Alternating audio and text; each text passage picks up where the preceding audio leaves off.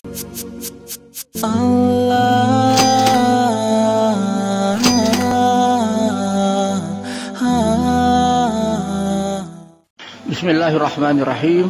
Alhamdulillahi rabbil alamin. Wassalatu wassalam ala asrafil anbiya wal mursalin Sayyidina Muhammadin wa ala alihi wa ashabihi ajma'in. Rukhsah, keringanan di dalam puasa. Allah subhanahu wa ta'ala memerintahkan umat Islam untuk berpuasa di bulan Ramadan. Namun ada rahmat Allah yang Allah berikan kepada orang-orang yang memang tidak mampu, ada kesulitan, masyaqqah di dalam melaksanakan puasa itu, mereka dibolehkan untuk tidak berpuasa atau berbuka. Hal itu menunjukkan bahwa maqasidus syar'i, tujuan pensyariatan atau taklif agama bukanlah untuk memberatkan hamba Allah. Al-masyaqqatu tajlibut taisir. Bila ada kesulitan maka ada kemudahan. Maknanya bila dalam taklif atau pensyariatan ada hal yang memberatkan kepada hambanya, maka Allah berikan keringanan untuk hamba tersebut. Disitulah rahmat Allah subhanahu wa ta'ala, bahwa Allah memberikan taklif kepada hambanya. Namun ada orang-orang yang memang Allah berikan keringanan. La yukallifullahu nafsan illa wus'aha. Allah tidak membebani taklif kepada hambanya di luar kesanggupan seorang hamba. Yuridullahu bikumul yusra wa la yuridu bikumul usra. Allah menghendaki kemudahan dan Allah tidak menghendaki kesulitan. Ma yuridullahu liyaj'ala 'alaikum min harajin. Allah tidak menginginkan di dalam menjadikan agama atau taklif atas kalian itu ada kesulitan, ada masyaqqah. Basyiru wa la tunaffiru. Yassiru wa la tu'assiru. Berikan kemudahan, jangan berikan kesulitan. Basyiru wa la tunaffiru. Berikan kabar gembira, jangan berikan sesuatu yang membuat mereka takut. Oleh karena itulah di dalam hukum puasa, Allah subhanahu wa ta'ala memberikan rukhsah, memberikan keringanan, memberikan dispensasi kepada orang-orang tertentu. Mereka boleh tidak berpuasa, tetapi satu sisi di luar Ramadan nanti mereka harus mengqadha, atau mereka ada juga yang membayar fidyah selama hari-hari yang mereka tinggalkan. Siapa saja mereka yang mendapatkan rukhsah, mendapatkan keringanan itu? Yang pertama adalah orang yang sakit. Faman kana minkum maridan aw ala safarin fa'iddatum min ayyamin ukhar. Barang siapa yang sakit atau dalam perjalanan, maka boleh berbuka puasa di bulan Ramadan. Dan nanti selepas Ramadan, dia mengqadha, membayar selama hari-hari yang ia tinggalkan. Dalam ayat yang lain, وَمَنْ شَهِدَ مِنْكُمُ الشَّهْرَ فَلْيَصُمْ وَمَنْ كَانَ مَرِيضًا أَوْ عَلَى سَفَرٍ فَعِدَّةٌ مِنْ أَيَّامٍ أُخَرَ. Orang yang sakit boleh tidak berpuasa, boleh berbuka saat puasa Ramadan, dan nanti selepas Ramadan dia mengqadha, dia membayar selama hari-hari yang ia tinggalkan. Sakit yang bagaimana?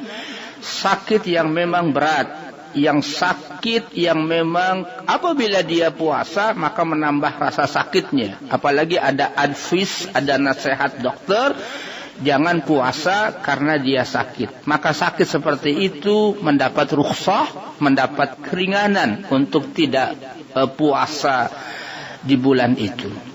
Apabila sakit yang hanya ringan misalnya, tetap puasa. Sakit gigi misalnya, apalagi keseleo, walaupun dibilang sakit, tetap itu ada kewajiban puasa.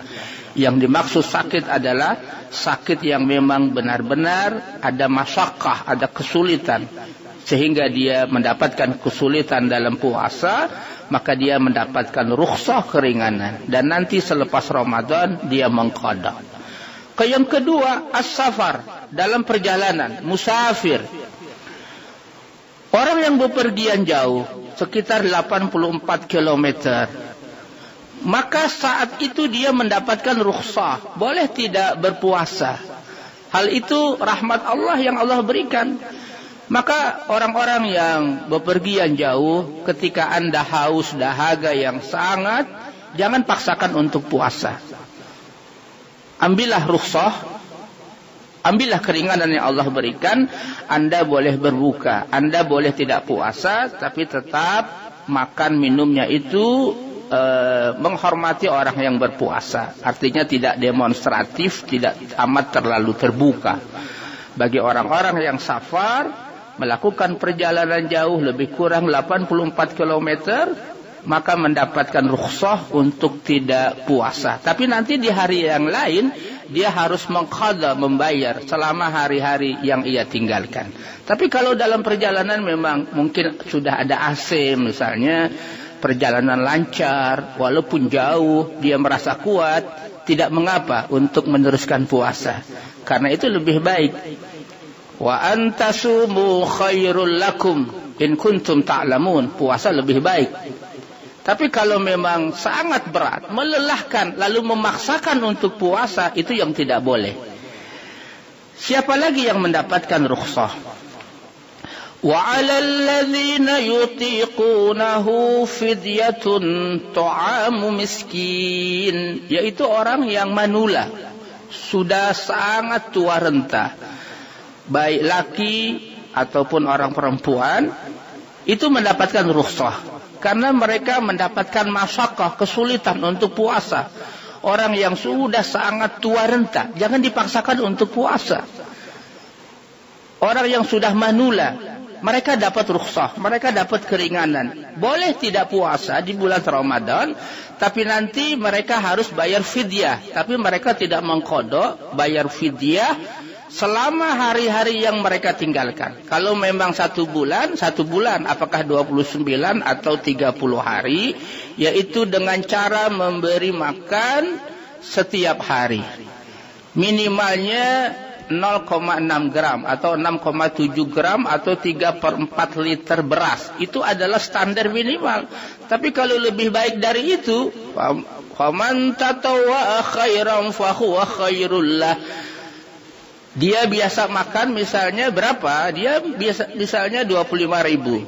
Maka boleh diberikan dengan harga uang 25.000 dikali katakanlah 1 bulan, apakah 30 hari atau 29 hari.